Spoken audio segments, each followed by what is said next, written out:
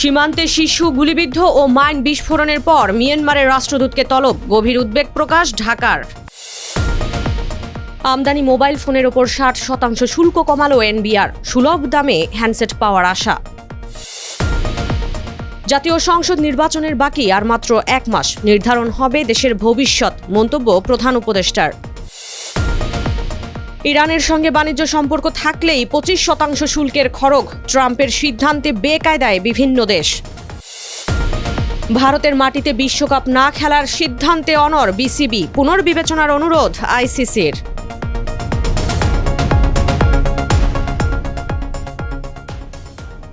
স্বাগত জানাচ্ছি the business স্ট্যান্ডার্ডের নিয়মিত আয়োজন টিভিএস রাত 8টার সংবাদে। সঙ্গে আছি তামান্না খন্দকার। দেখছিলেন সংবাদ শিরোনাম, এবার বিস্তারিত। মিয়ানমারে অভ্যন্তরীণ সংঘাতে টেকনাফ সীমান্তে গুলিতে বাংলাদেশি শিশু হুজাইফা আফনানের আহত হওয়ার ঘটনায় ঢাকায় দেশটির রাষ্ট্রদূতকে তলব করেছে সরকার। 13 জানুয়ারি রাষ্ট্রদূত উ কিয়াও সোয়ে মোয়েকে তলব করে এই ঘটনায় গভীর উদ্বেগ জানিয়েছে পররাষ্ট্র মন্ত্রণালয়। জানানো হয়েছে প্রতিবাদও। পররাষ্ট্র মন্ত্রণালয়ের এক সংবাদ বিজ্ঞপ্তিতে একথা জানানো হয়েছে। পররাষ্ট্র মন্ত্রণালয় বলছে, বাংলাদেশের দিকে অতর্কিত গুলি আন্তর্জাতিক আইনের লঙ্ঘন এবং সুপ্রতিবেশী সুলভ সম্পর্কের প্রতিবন্ধক। এ ঘটনার সম্পূর্ণ দায় নিতে হবে মিয়ানমারকে। ভবিষ্যতে এ ধরনের আন্তঃসীমান্ত গুলি বন্ধে প্রয়োজনীয় সব পদক্ষেপ নিতে বলেছে বাংলাদেশ। মিয়ানমার কর্তৃপক্ষ ও তার সশস্ত্র গোষ্ঠীগুলোর মধ্যে যা কিছু ঘটুক না কেন, তাতে বাংলাদেশের মানুষের জীবন জীবিকা যাতে কোনোভাবে ক্ষতিগ্রস্ত না হয় তা নিশ্চিত করতেও বলেছে সরকার। ক্রমবর্ধমান ব্যয়ের মধ্যে মোবাইল হ্যান্ডসেটের দাম জনসাধারণের ক্রয় ক্ষমতার মধ্যে রাখতে আমদানি করা মোবাইল ফোনের ওপর শুল্ক 60% কমিয়েছে জাতীয় রাজস্ব বোর্ড এনবিআর। শুল্ক কমানোর বিষয়ে 13 জানুয়ারি দুটি আলাদা আদেশ জারি করেছে এনবিআর। রাজস্ব কর্তৃপক্ষ জানিয়েছে, মোবাইল ফোনের দাম ক্রেতার ক্রয় ক্ষমতার মধ্যে রাখতে এবং ডিজিটাল সেবার পরিধি আরও বিস্তৃত করতে এই সিদ্ধান্ত।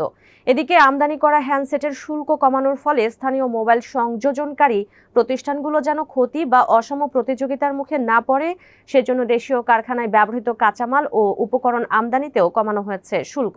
আলাদা একটি প্রজ্ঞাপনে এ ধরনের উপকরণ আমদানির শুল্ক 10% থেকে কমিয়ে 5% নামিয়ে আনা হয়েছে। জাতীয় সংসদ নির্বাচনের বাকি মাত্র 1 মাস। সবকিছু ঠিক থাকলে ফেব্রুয়ারির 12 তারিখে অনুষ্ঠিত হবে 13তম জাতীয় সংসদ নির্বাচন ও গণভোট ঘিরে মানুষের মধ্যে নানা ধারণা কাজ করছে। তবে সরকার মনে করছে, বড় দলগুলো প্রচারে নামলেই সবকিছু পরিষ্কার হয়ে যাবে। 13 জানুয়ারি নির্বাচন নিয়ে কথা বলেছেন প্রধান উপদেষ্টা ডক্টর মোহাম্মদ ইউনূস। তিনি মনে করেন, এবারের ভোটের মাধ্যমে দেশের ভবিষ্যৎ নির্ধারণ হবে। রাজধানীর একটি হোটেলে উচ্চশিক্ষার বর্তমান অবস্থা এবং ভবিষ্যৎ দিক নির্দেশনা 2026 শীর্ষক দক্ষিণ এশীয় আঞ্চলিক সম্মেলনে এ মন্তব্য করেন তিনি। সম্মেলনে ডক্টর মোহাম্মদ ইউনূস আরও বলেন, এ দেশের শিক্ষা ব্যবস্থায় কেবল চাকরি পাওয়ার জন্য পড়াশোনা করানো হয়। চাকরি খোঁজার প্রবণতা বাদ দিয়ে কেন উদ্যোক্তা হওয়ার দিকে এগোচ্ছে না, এমন প্রশ্ন তোলেন প্রধান উপদেষ্টা। নির্বাচনে তরুণদের অনেকে জিতে আসবেন বলেও প্রত্যাশা ব্যক্ত করেন তিনি।